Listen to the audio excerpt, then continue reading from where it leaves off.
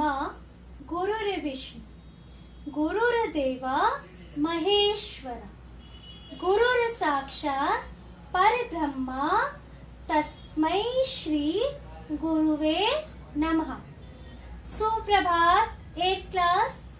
मैं आपकी हिंदी की अध्यापिका मिसेस सोनू जैन, विद्या बाल भवन स्कूल से। बच्चों, मुझे पूरी उम्मीद है कि आप भी अपने घर में बिल्कुल सुरक्षित हैं, सेफ हैं और अपनी पढ़ाई को रेगुलर कर रहे हैं। आप अपनी ऑनलाइन क्लासेस, वीडियोस, इन सबको प्रॉपर सही तरीके से देख भी रहे हैं और अपना कार्य भी पूरा कर रहे हैं। बच्चों, आज के इस वीडियो की शुरुआत मैंने गुरु वंदना से करी। आप जानते ही हैं, क्योंकि गुरु ही वह व्यक्ति है जो हमें हमारे लक्ष्य तक पहुंचाता है। ठीक है, इसीलिए गुरु वंदना करनी चाहिए। बच्चों, आज हम करने वाले हैं, देखिए, पाठ 5 उपसर्ग। मैंने आपको कल ऑनलाइन कक्षा में पूरा करवाया, लेकिन आज हम करेंगे पाठ 5 की पुनरावृत्ति। पुनरावृत्ति का अर्थ जानते ही हैं आप क्लास। पुनरावृत्ति यानी कि रिवीजन। आज हम क्या करने वाले हैं? पाठ 5 उपसर्ग की पुनरावृत्ति। आज तारीख क्या है? 15 जुलाई 2020, दिन बुधवार। तो आपने अपनी बुक में जहाँ पर पाठ पठन लिखा था, वहीं पर आप पुनरावृत्ति लिखेंगे।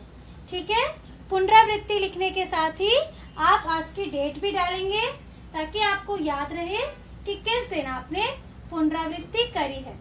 ठीक है क्लास। तो उपसर्ग क्या होते हैं? सबसे पहले तो मैं आपको ये बताती हूँ।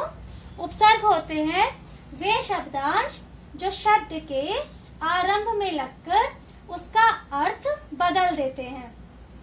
ठीक है, देखिए, मान लीजिए एक है शब्द कर्म। जब कर्म शब्द के साथ सु उपसर्ग जोड़ा गया तो बन गया सुकर्म, और कर्म के साथ अगर कु उपसर्ग जोड़ा गया तो क्या बन गया? कुकर्म। इससे क्या आपको पता चला? इससे पता चला कि एक ही शब्द के साथ कई अलग अलग उपसर्ग भी जुड़ सकते हैं और एक ही उपसर्ग अलग अलग शब्दों के साथ भी जुड़ सकता है। इसका उदाहरण देखिए, जैसे सु उपसर्ग है, सु उपसर्ग को मैंने फल के साथ जोड़ा तो बन गया सुफल। कर्म के साथ जोड़ा तो बन गया सुकर्म। पुत्र के साथ जोड़ा तो बन गया सुपुत्र। ठीक है, तो इससे क्या मालूम पड़ा कि एक ही उपसर्ग कई शब्दों के साथ भी जुड़ सकता है और एक ही शब्द के साथ कई अलग अलग उपसर्ग भी लगकर अलग अलग अर्थ दे सकते हैं। इतना हमें उपसर्ग के बारे में पता चला। ठीक है, फिर हमने इस पाठ में किया था कि उपसर्ग कितने प्रकार के होते हैं। हमारी हिंदी भाषा में कितने प्रकार के उपसर्गों को स्थान दिया गया है। तो हिंदी भाषा में बच्चों 5 प्रकार के उपसर्ग दिए गए हैं। कौन कौन से? सबसे पहले तो है संस्कृत के उपसर्ग, दूसरा है संस्कृत के अव्यय जो उपसर्गों की तरह प्रयोग होते हैं, तीसरे नंबर पर है आपके हिंदी के उपसर्ग, चौथे नंबर पर है आपके उर्दू और फारसी के उपसर्ग, और 5वें नंबर पर आते हैं अंग्रेजी के उपसर्ग। आपने इन सभी उपसर्गों के बारे में पढ़ा, इनके अर्थों को जाना। ठीक है, आप जहाँ तक है इसे याद भी कर रहे हैं। Okay class.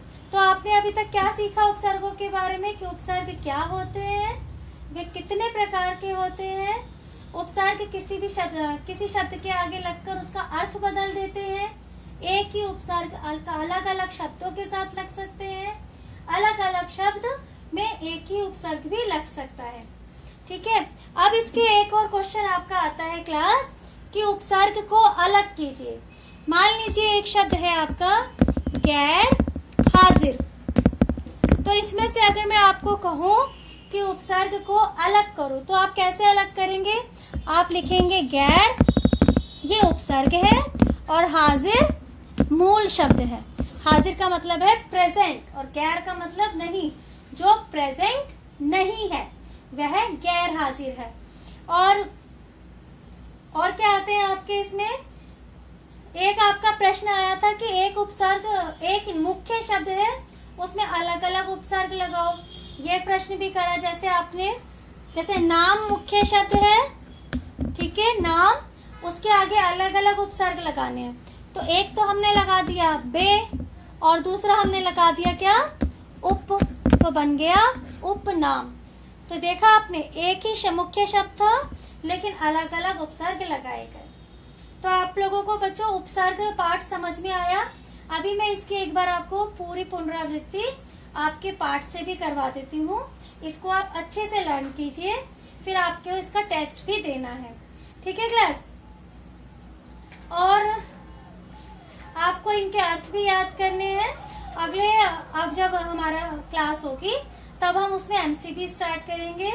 क्लास में एक बार और रिमाइंड करवा देती हूँ आपको अपनी हिंदी की नोटबुक्स पर रेड कवर चढ़ाना है। आपकी नेम, क्लास, सेक्शन ये क्लियर उस पे लिखा हो, ठीक है, क्योंकि बहुत जल्द मैं अब आपकी नोटबुक्स चेकिंग के लिए मंगवाने वाली हूँ। ओके क्लास, चलिए बुक ओपन कीजिए। पेज नंबर आपका है 5050। उस पर आप फिर से पुनरावृत्ति लिखिए, उपसर्ग के साथ ही आज की डेट नोट कीजिए। चलिए स्टार्ट करते हैं।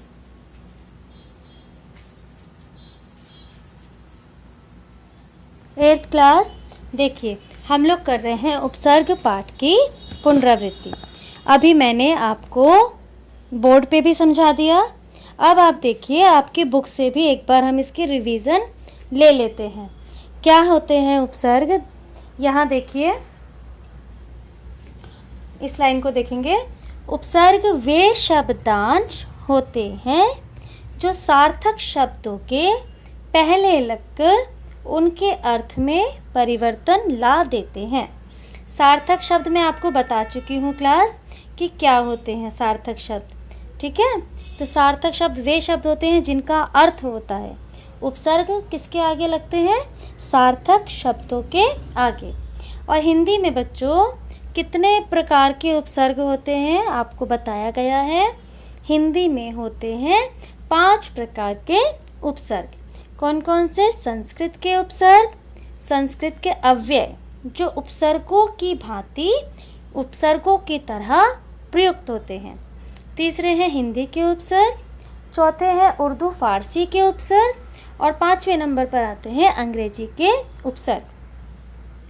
यहाँ पे देखिए सबसे पहले आपको दिए गए हैं संस्कृत के उपसर्ग। एक बार इनके उपसर्ग और उनके अर्थ को देख लेते हैं, ठीक है? देखिए, अ का अर्थ प्रयोग करते हैं हम निषेध, अभाव।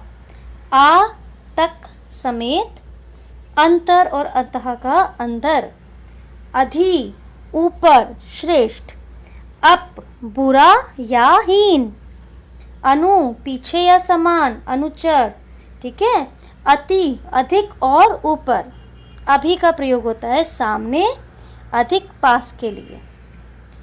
फिर है उत यानी कि ऊपर या श्रेष्ठ, उप निकट गौण, कु बुरा, चिर दीर्घकाल, दुर बुरा और कठिन, दुस कठिन और बुरा, निर यानी कि बिना, जैसे निर्धन धन के बिना, ठीक है? मैं बच्चों उदाहरण इस समय नहीं पढ़ रही हूँ क्योंकि मैं सारा ये वर्क आपको करवा चुकी हूँ। आज सिर्फ हम एक रिवीजन लेके चल रहे हैं, फिर हम अगली वीडियो में अब नया लेसन स्टार्ट करेंगे। एक बार रिकॉल कर लेते हैं बस कि हमने क्या क्या इस पाठ में पढ़ लिया है। देखिए, निस निहि क्या हो गया? रहित या बिना, निस्संदेह संदेह के बिना। नी अभाव, निषेध निवारण। प्र अधिक आगे, प्रगति, ठीक है, आगे की ओर बढ़ना। प्रति विरुद्ध, हरेक। परि चारों ओर, परिसर। पुनर् या पुनः इसका अर्थ होता है दोबारा। पुनर्जन्म, पुनर्विवाह, दोबारा जन्म लेना, दोबारा विवाह करना। प्राग पुराना, पूर्व का। पुरा पुराना, पहला।